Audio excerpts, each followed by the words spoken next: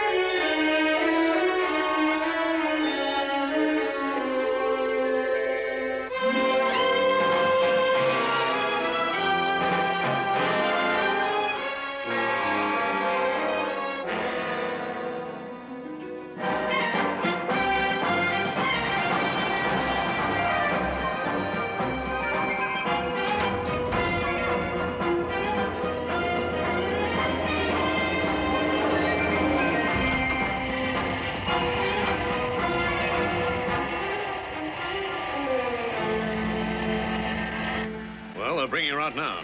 All security systems are operational, sir. Shouldn't be a thing to worry about. Yeah, that's what we thought last time. We were wrong.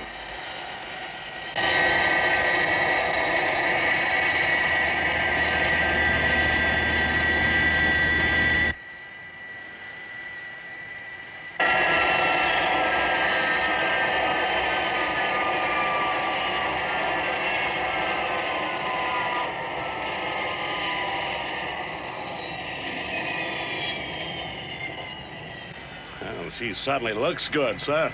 Frankly, Schuyler, at this moment, the physical contours of the RTL-2 interest me much less than the success of the whole operation. Hitchens, have the crew been given their sealed orders yet? Yes, sir. They should be opening them about now.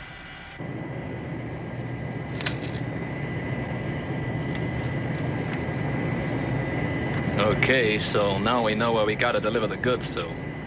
Now, Macklin, have you read your orders yet? Yes, sir. Well, let's set a course, huh? Sure thing, Captain. Right away. Right. I guess I'd better have a final word with the old man. Savage, the only danger in this operation could arise if an enemy were to find out where your aircraft is at any given time. Quite, sir. So I want you to preserve complete radio silence. As soon as you've leveled out, I don't want to hear another word out of you. Is that clear? Perfectly, sir. Break silence only in a case of extreme emergency. Right, you've got your orders. All you got to do is carry them out. Good luck. Well, you'll sure be glad when we've delivered this little cargo.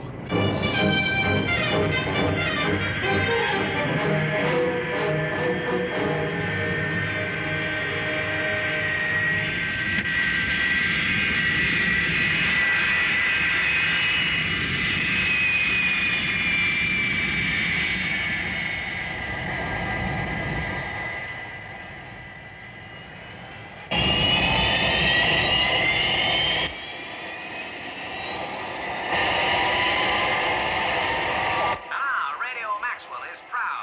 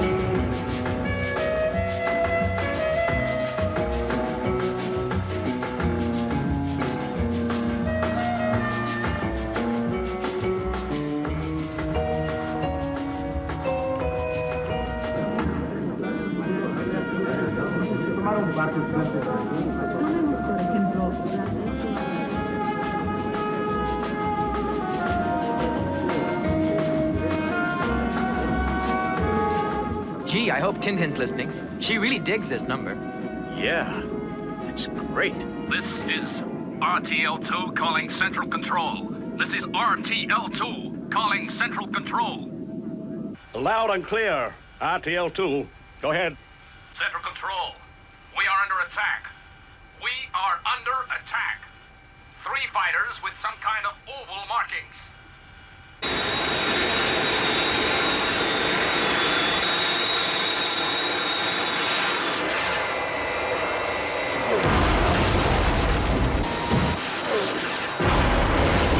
We can't stand up to much more of this punishment. One more. The radio's gone dead. Hitchens, you get a fix? Yes, sir. The relief aircraft are on their way.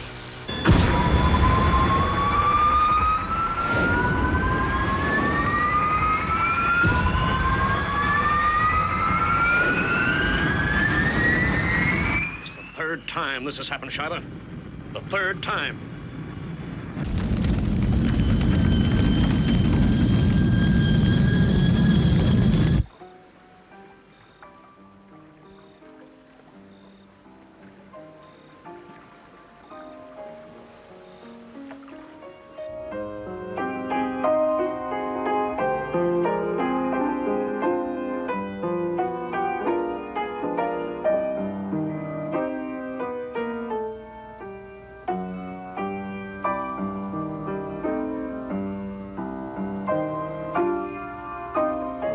I wonder if it was a coincidence. What are you talking about, Alan? It's that tune, Dangerous Game. Just before the transporter crashed, they were playing it on Radio Maxwell. Well, so what? What's unusual about that? They must have played that tune 1,000,000 times on the radio in the past month. Yeah, but they were playing it on Radio Maxwell before the other transporters crashed too. The first one and the second. What are you getting at, Alan? Well, Dad, it's simply that each time these transporter planes have been attacked, the Cass Carnaby 5 have been giving a live performance of their number. Live? That was pretty observant of you. But surely the Cass Carnaby 5 can have nothing to do with this business? Well, there could be a connection, you know. Where are they now? Right now, they're doing a season at Paradise Peaks. Hey, isn't that super deluxe hotel high up in the Alps? Yeah, that's right. What do you think, Brains? It's certainly an interesting observation that Alan has made. I'll get John in the satellite to radio us a recording of that Cass Carnaby broadcast and see what I make of it. Right. Meanwhile, we get this hotel investigated. And I know just who to send there.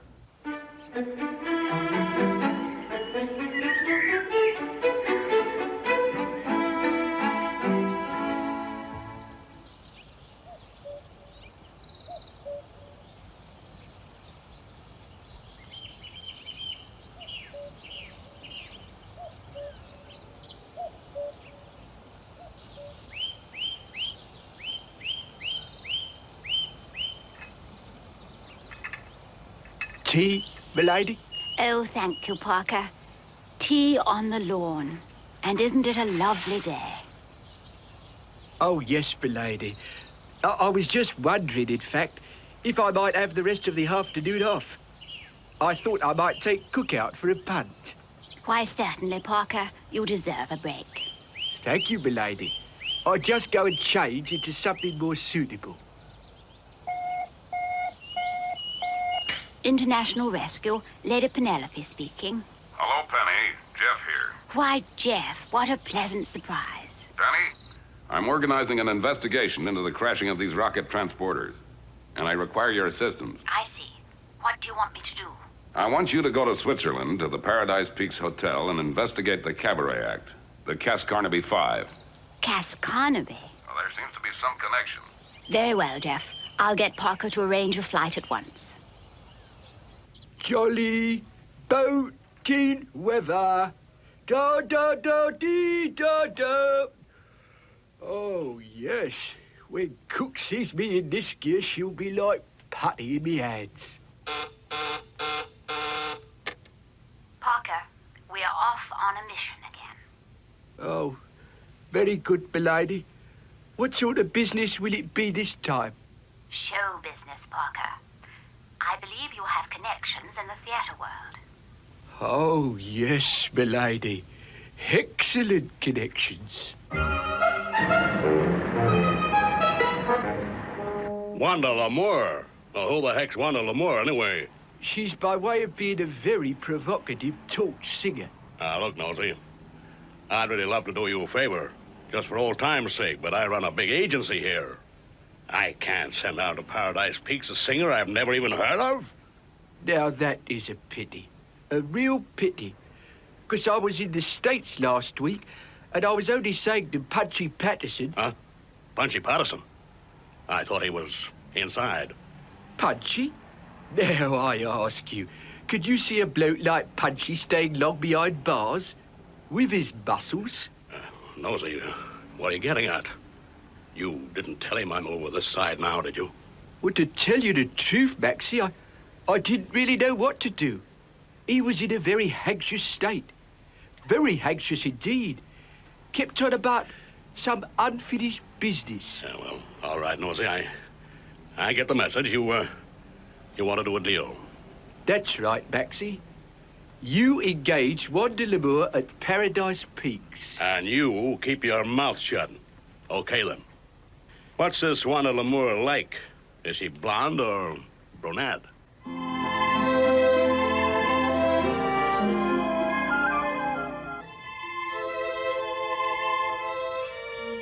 Good. I think that ought to do the trick. Come in. Oh, beg pardon, miss. But I was looking for her ladyship. Come in. So you didn't recognize me. Well, it looks as if my disguise is a success. I should go down well. Well, they say that if you go down well at Paradise Peaks, you'll go down well anywhere. Well, I just hope I can keep this pose up long enough. Still, the show must go on.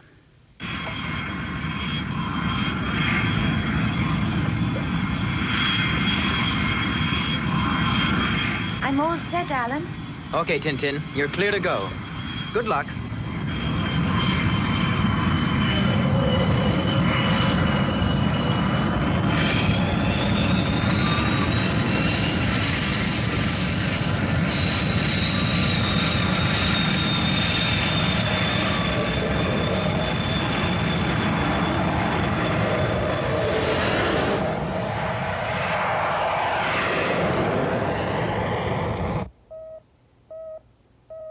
How's it going, Penny? I mean, Wanda. All right, Jeff. My flight will be departing in about 10 minutes. Any new developments? Not yet. Brains is working full-time on the Cass Carnaby recording. He's exploring the possibility of melodic patterns causing mechanical changes in the aircraft. It's been established that a radio was playing in the aircraft at the time of the last disaster. You see, Alan, repeated melodic patterns from the Cass Carnaby group could be used to impede the efficiency of the aircraft. But Brains, the transporters each time reported they were under attack. It was the fighters that shot them down. True, but perhaps the music was affecting their ability to retaliate.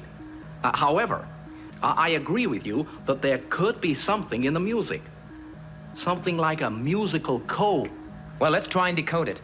Penelope and Tintin will be arriving at the hotel soon. They'll need all the help we can give them.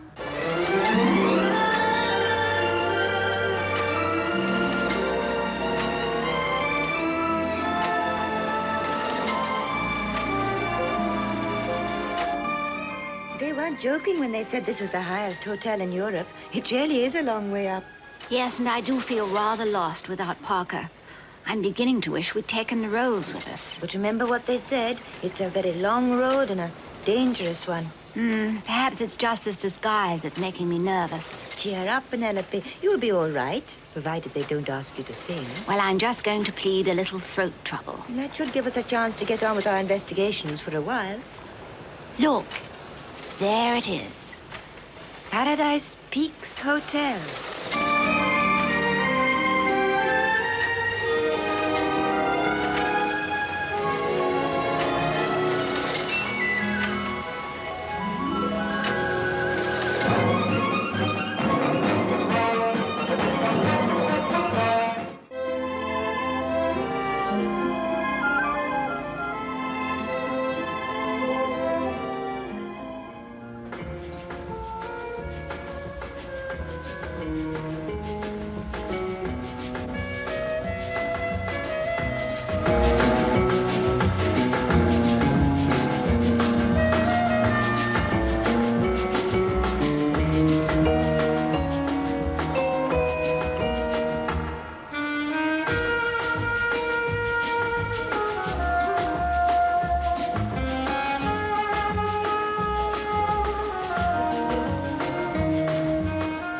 Just can't believe they've got anything to do with the sabotage business. I can't.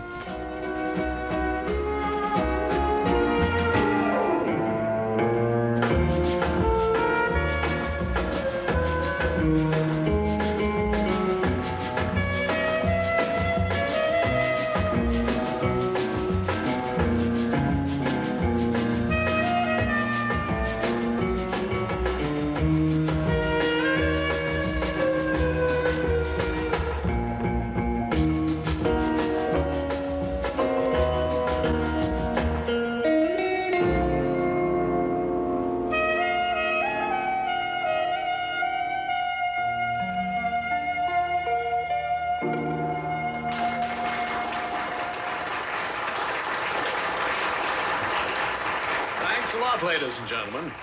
Isn't he gorgeous? Now, ladies and gentlemen, I want you to say hello to our next guest star here at the Peaks. I would ask her to sing for you, but unfortunately, her opening has had to be postponed because of an infection in her pretty little throat. Ladies and gentlemen, I give you Miss Wanda L'Amour.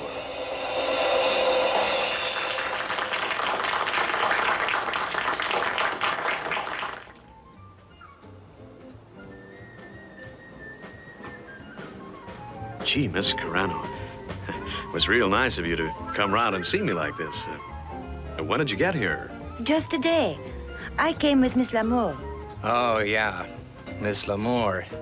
The lady with a frog in her throat. I must have heard Dangerous Game 1,000,000 times, but it still knocks me cold every time I hear it, Mr. Carnaby. Well, thanks. You're a bit of a knockout yourself, too, you know. And I wish you'd call me Cass. All right. Cass. But you must get tired of playing that tune.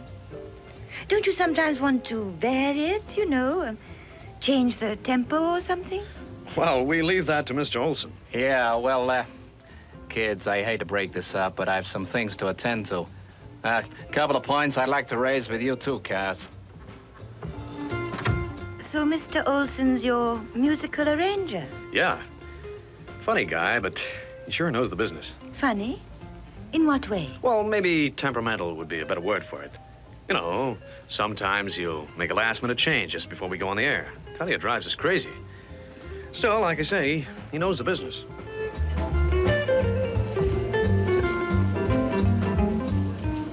Well, it's certainly funny that our paths have never crossed before, Miss L'Amour. I know most of the warblers in show business. Oh, I've been around, you know. High society keeps me pretty busy. Yeah, that figures. But you're still a lady of mystery. You've told me everything and nothing. You intrigue me. Oh, that's enough about me. Tell me about yourself, Mr. Olson. I hear you keep the Cass Carnaby boys on their toes. What else have you heard? That you also are a mystery. Tell me, Mr. Olson, What is your secret? Of my success or of my good looks? Both, Mr. Olson. Both. Plenty of beauty sleep, Miss Lamore. And I'm afraid that's my cue to excuse myself from your very charming company. Oh, so soon? Good night. Psst, lady. Why, Parker. You're a sight for sore eyes. What are you doing here? I've got a job as part-time bouncer, lady. I thought I might be more useful to you up here at the hotel. Oh, Parker, we seem to be having very little success. How I would enjoy one of your splendid cups of tea. Very good, milady. I'll fetch you some up at once.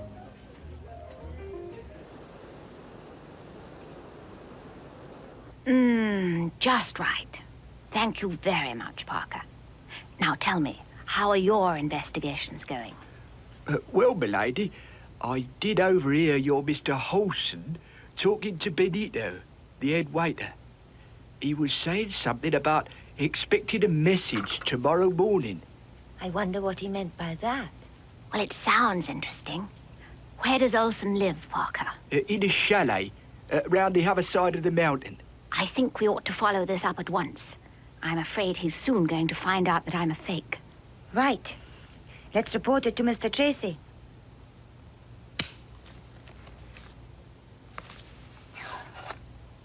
Calling International Rescue. Calling International Rescue.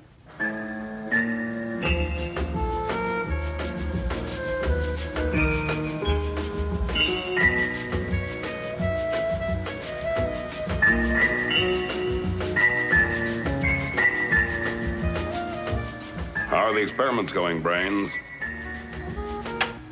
Well, Mr. Tracy, I've definitely established that there's some kind of electronic pattern in the music. You mean the music was really used as a code? Well, it looks quite likely, but I still got to decode the music before I'm sure there's a code in it, if you see what I mean.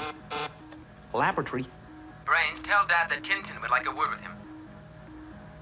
Jeff Tracy speaking. What's the situation, Tintin? Well, nothing definite, but we feel that Olson, the music arranger, could be the man we're looking for. The thing we don't know is whether he is working alone or whether all the group are involved. Well, Brains is pretty certain that the music has some kind of hidden meaning. Do you want any help? Not yet, Mr. Tracy. We'll let you know more definitely tomorrow, after we've called on Mr. Olson.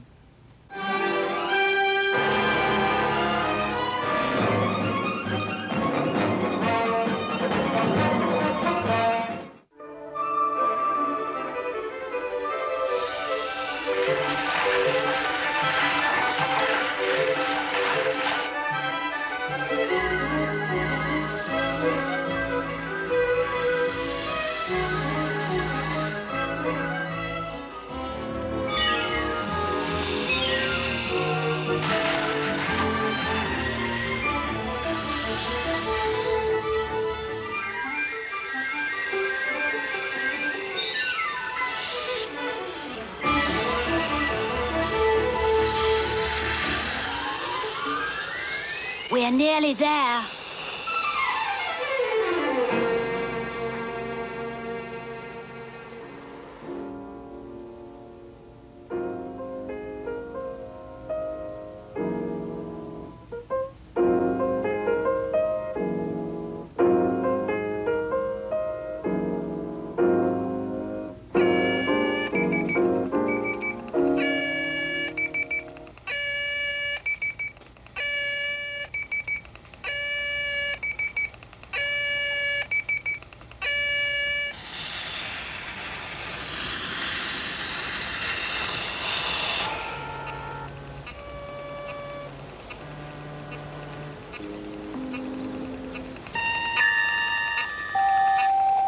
What's that machine he's working at? I don't know. Some kind of electronic computer.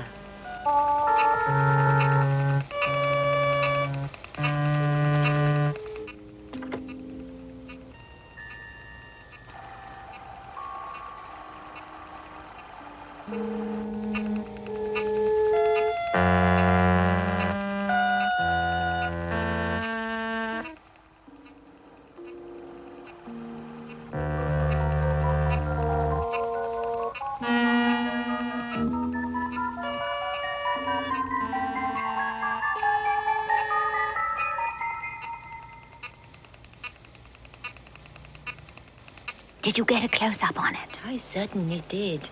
He's just been giving his orders for the next sabotage operation. Come on. We've got to warn Jeff.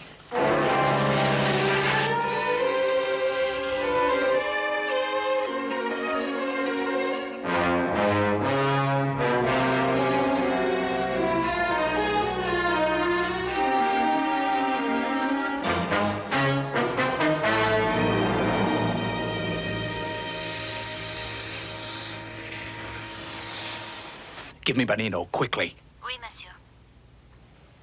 Hello? I see. That singer that no one has ever heard of. Very well. I shall deal with them. Right. Ski thrust on.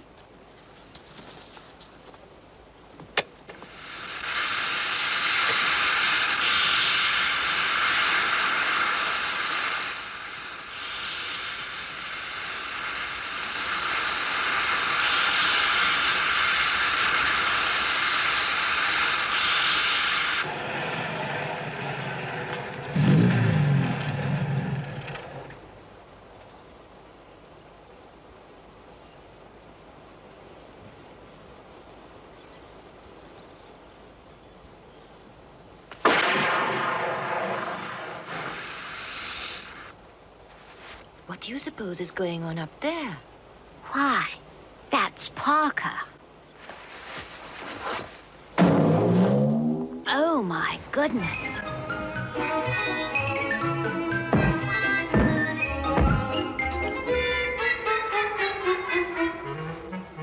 They appear to be heading this way. Oh, dear, I'm sure this isn't doing Parker's vertigo any good.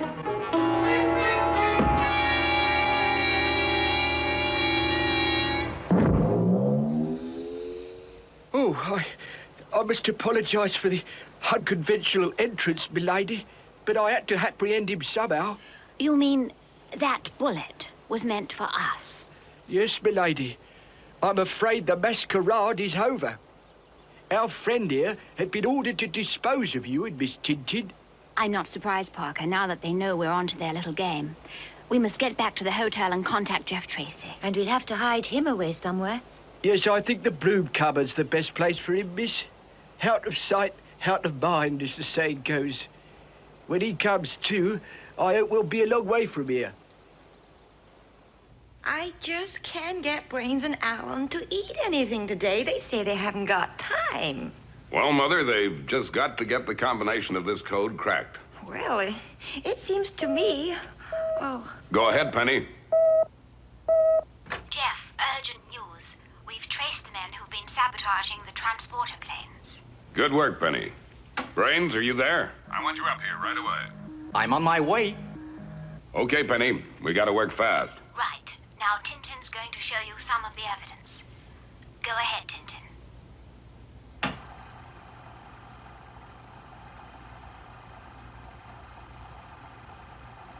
Now, this, of course, was after that machine of his had done the translating for him. That's it? Oh, of course. Why didn't I think of it before? Think of what, Brains? What are you talking about? That's it. It's a Cham Cham. A Cham Cham? What's a Cham Cham, Brains? A Cham Cham is a new electronic machine that is sensitive to ultrasonic harmonics and microtones. Oh, of course. Now that I know the technique they've been using, I'll soon break their code. Right. Well, this is what we'll do. Brains will return to the lab and work out the key to the code. Penelope? Yes, Jeff. I want you and Tintin to stand by for my next message. Scott? Yes, sir? Get me Washington, D.C. Yes, sir. We've got to save that next transporter aircraft.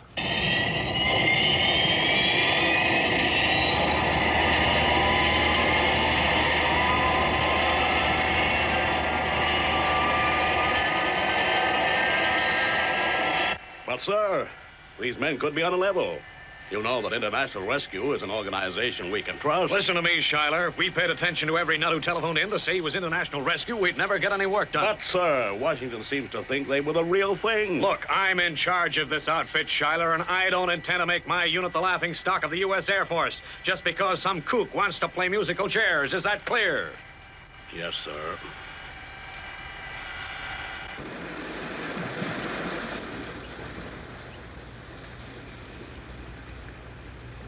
No good, Father? No, Alan. They wouldn't listen to me. Washington were sympathetic, but the commander at Matthews Field wasn't convinced we were on the level. Well, Brains has worked out the key to the musical code. And he's also calculated how the tune should be altered so that Olson's message gets changed. Good. Well, from here on in, it's up to Penelope and Tintin. Only they can save that aircraft from destruction.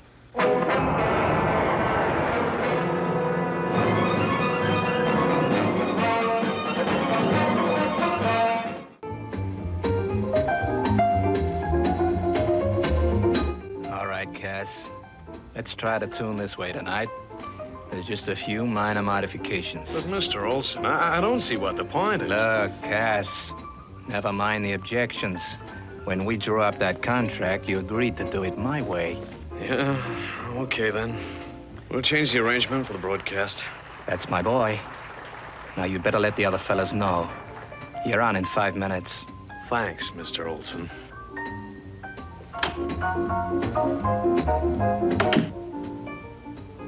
Cass, if you must alter the arrangement, you must change it to our way. Look, Tintin, believe me, if you ask me to play Dangerous Game on 3/4 time, I'd do it. But I'd still want to know why. Cass, don't let's go into that again. I can't tell you how I came to be involved in all this.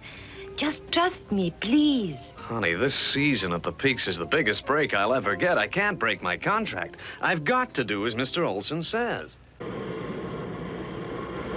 Well, Father, I'm all set to go. Right, Scott. Let's hope this gamble is going to pay off. It's a desperate step I'm getting you to take, but it's the only way to prove to the Air Force that we're in dead earnest. Good luck. Thanks, Father.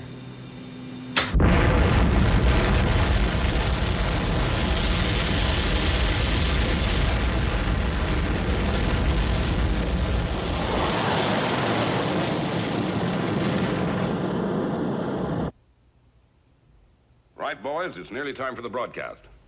Now, let's see what's happening at Paradise Peaks. Brains, are you ready? Yes, Mr. Tracy. I told Penelope how to alter the arrangement to divert those enemy fighters. I just hope they can persuade Cass Carnaby to play it that way instead of Olson's. And now, ladies and gentlemen, I am happy to present the Cass Carnaby Five. Oh, dear. Only Penelope can save us now. I wonder where Mr. Olson has got to.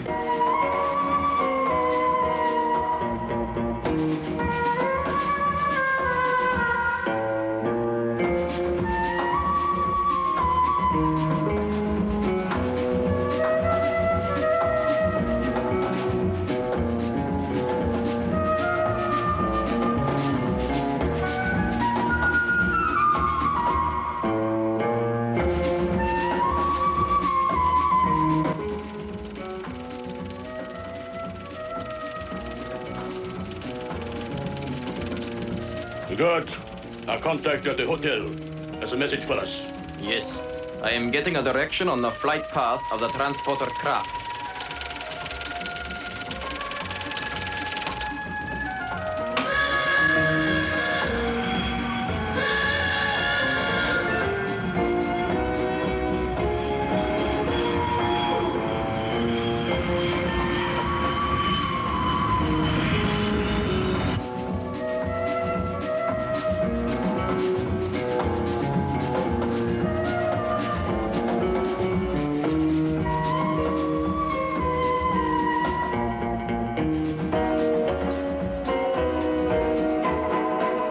When you play that dangerous game, you must learn. The message is changing.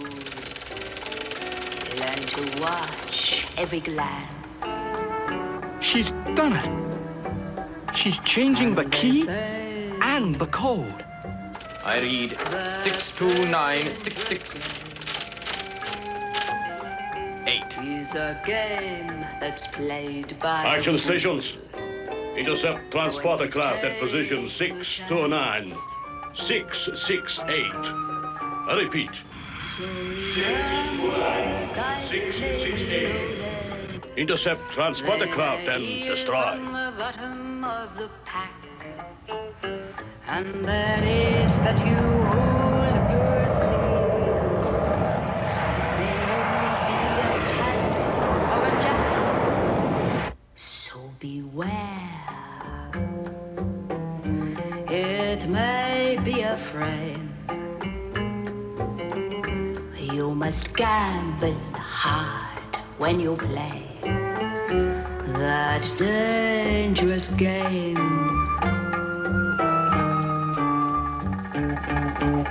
Barker, look. The dangerous game.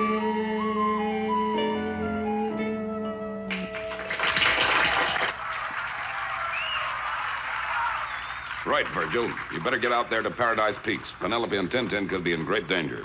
Yes, sir. Alan, you better go with him. Yes, sir.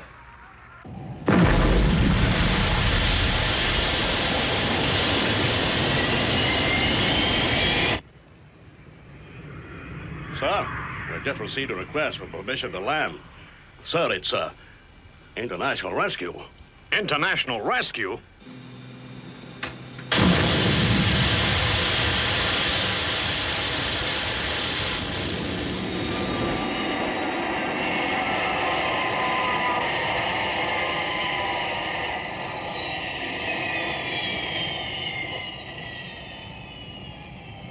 This is International Rescue calling Matthews Field Control. A short time ago, we tried to tell you that your transporter craft was about to be destroyed by enemy fighters, but you would not listen. What's this all about? I am now to inform you that we have diverted these fighters and they are about to overfly the outskirts of this airfield. That must be the 3 unidentified aircraft we just received a report about.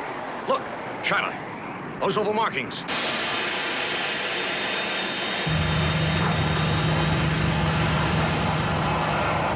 These must be the fighters that Savage reported before his radio went dead.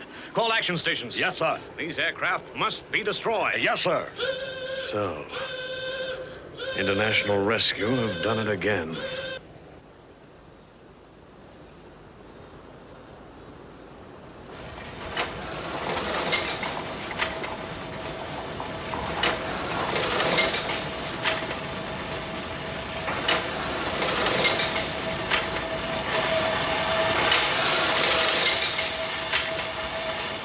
Oh dear, I feel dreadful slipping away like this. We haven't even paid our bill. Well, it's the only way to avoid Mr. Olson. I wonder where he can be.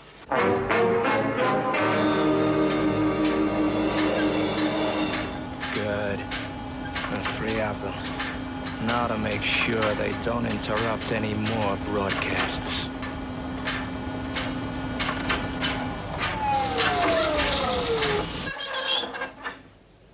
That's strange. We've stopped.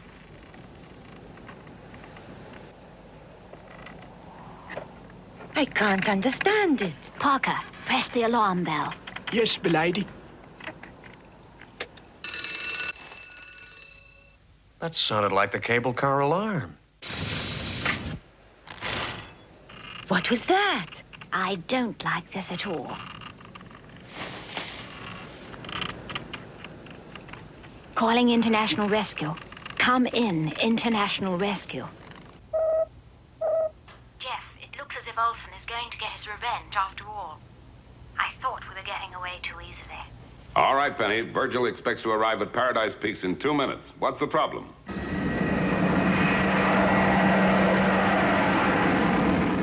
Okay, Father, I get it. We should be sighting the hotel any moment now. The girls and Parker are trapped in the cable car. It seems like Olson is cutting the cable. Olson! Olson, cut that out!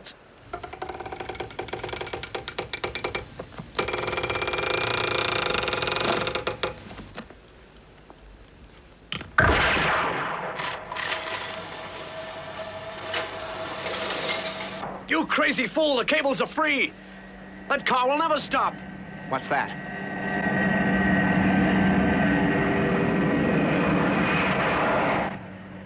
Hey, just look at that. He's cut the cable.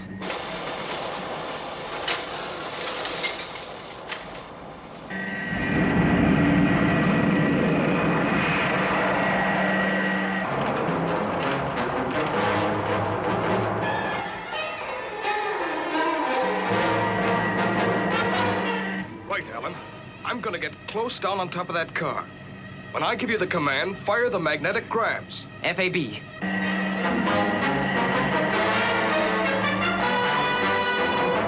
He's coming very close.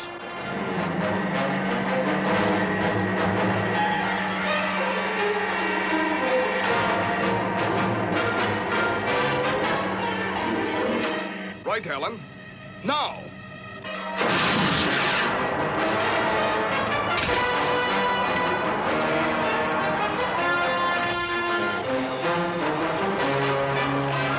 It's no use.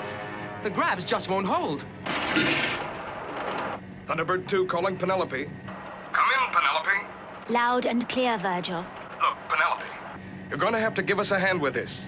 Let me talk to Parker. Gee, I hope Parker's got a good head for heights.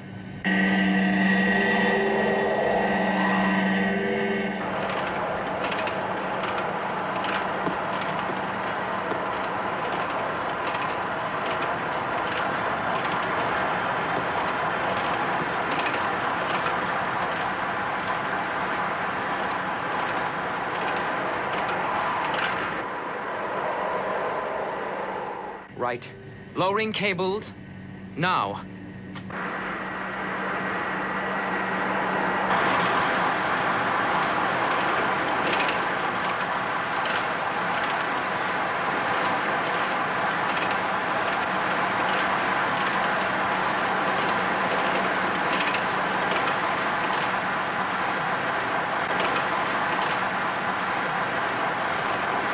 Parker, use this.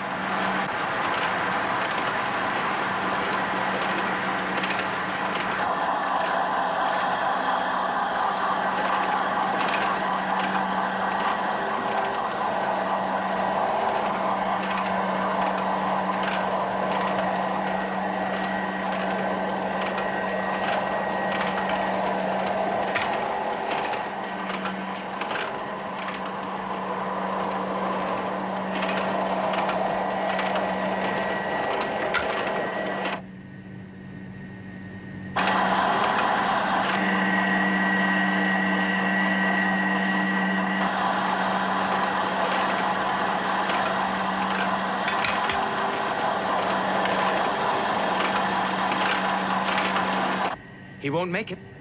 He won't make it in time.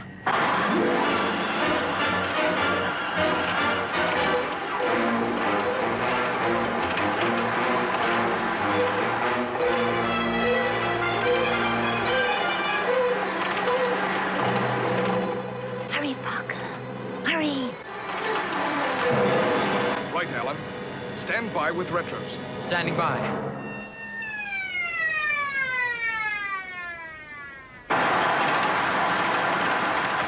Now!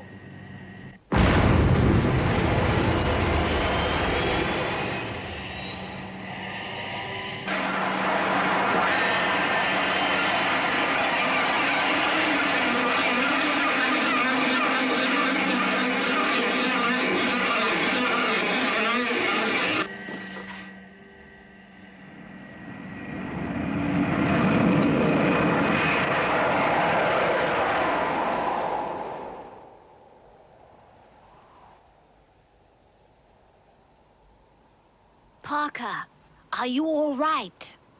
Parker? Oh, dear. What could have happened to him? Look, there he is.